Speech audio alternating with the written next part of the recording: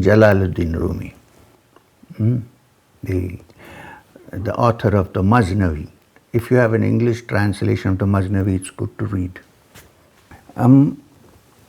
Now, Rumi was the founder of a particular order of Sufis who are called the Whirling Dervishes.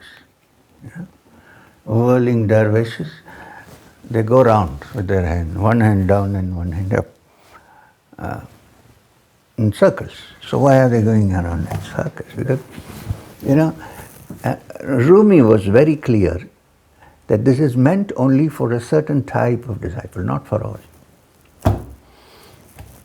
He said this particular practice is meant for a certain kind of disciple, whom he called the phlegmatic type.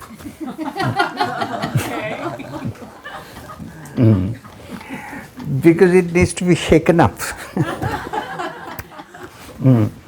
And it's interesting to know how Rumi got into this whirling act before, because no other Sufis used to whirl.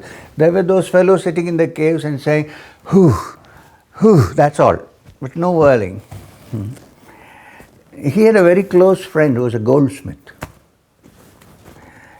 Jalāluddin Rumi himself was a great scholar of Islam and all that, and he discarded it when he met his teacher. His teacher was Shams Tabrizi. Shams means the sun, and Tabriz is the name of the place where he came from. And Shams was a naked man. Now in Islam, it's prohibited not to wear clothes, in formal Islam. Shams was a naked man, and he was a madman. And Rumi became his disciple, so he forgot all about his studies and his jurisprudence, and everything was thrown away. And he fell in love with Tabriz. So much so that maximum spiritual development for Rumi happened when Shams disappeared for some years. The pining to see him became his discipline. The truth he was seeking was replaced by Shams himself. He was dying to have a glimpse of the one who had disappeared. And then it occurred to him that the one who has disappeared is always here, it's not anywhere outside. And he changed. Okay, so one of his close friends was a goldsmith. So one day, Jalāluddin was walking on the street when he came in front of the gold shop where the goldsmith was sitting.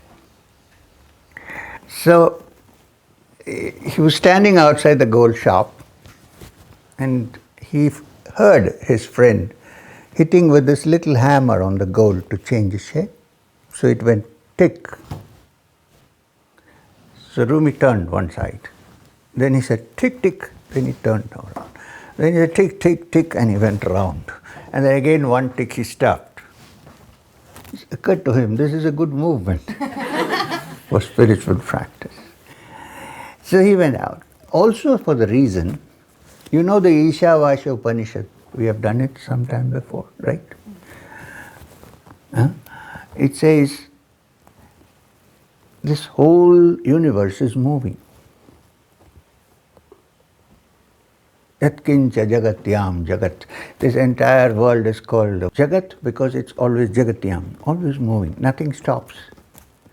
And this movement is always circular. You see, seasons go and come back, the world moves in circles, the electron moves in circles. When you see a good-looking girl, the man moves in circles. I don't know, maybe. Everything moves in circles. When somebody is very popular, he's the center of attention. Now what does the center imply? That is a circle.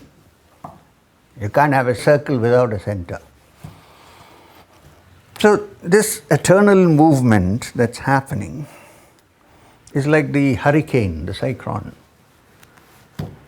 But in the center of this movement, there is a spot of silence, which is called the eye of the cyclone. There is no movement in the eye of the cyclone, but it is that which sucks everything in.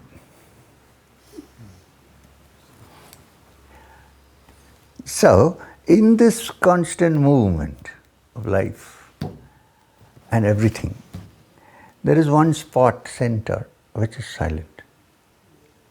This is the center, which is the essence.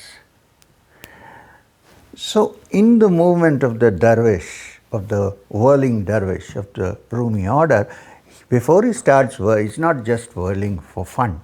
The music is on, the reed music, blowing of the reed, and he goes round and round and round. In his mind, he thinks this is the movement of life. He's trying to find the center. And while this movement is going on at its height, one hand is raised up to get what comes from above. One hand is down to give what comes in outside. And there are many going round. And at the proper time, when the whirling has to stop and one has to touch the center, the teacher, the sheikh, suddenly says, freeze! Everybody freezes. In that freeze, you touch the center. Even that whirling has to be learnt carefully. There are ways to do it. You can't simply whirl, you'll fall down. So, when you're a child, you must have sometimes seen, if you find a post or a pillar, you catch and go round and round the pillar, right? I don't know if you did, but I used to do that. Then when you stop, you see the whole world is going round. If you don't hold on, you will fall down, right? Because there is no... So here the idea was to bring about the perfect imbalance in the midst of all this balance of movement. Look, if you're totally balanced, you cannot find the truth. Somewhere it has to break.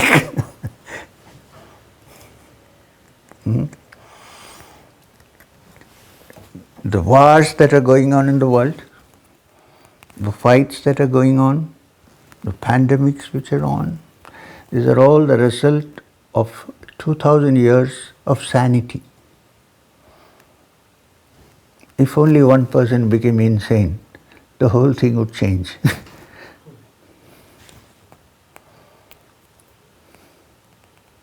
So, these are some of the teachings of the Sufis. There are many orders. So Rumi, its order is still existing. It's called the Mevlevi order. Unfortunately, it has now become merely a show. Nobody knows why they are whirling, unfortunately. If you go to Turkey, to Istanbul, the government organizes for the tourists, the Whirling Dervishes. Does it mean anything? You can see the tourism department of Turkey organizes. But it's just a drama. With music, people come and they look nice, of course, it's nice. But the real whirling and the silence is inside. So, this is Rumi. Now, Rumi also said that it's not my personal idiosyncrasies that you have to copy, but understand what I'm telling you, the truth. Rumi, Jalāluddin Rumi had a personal interest in a Turkish bath. You know what's a Turkish bath? Hot water inside which you sit. It's a Turkish bath.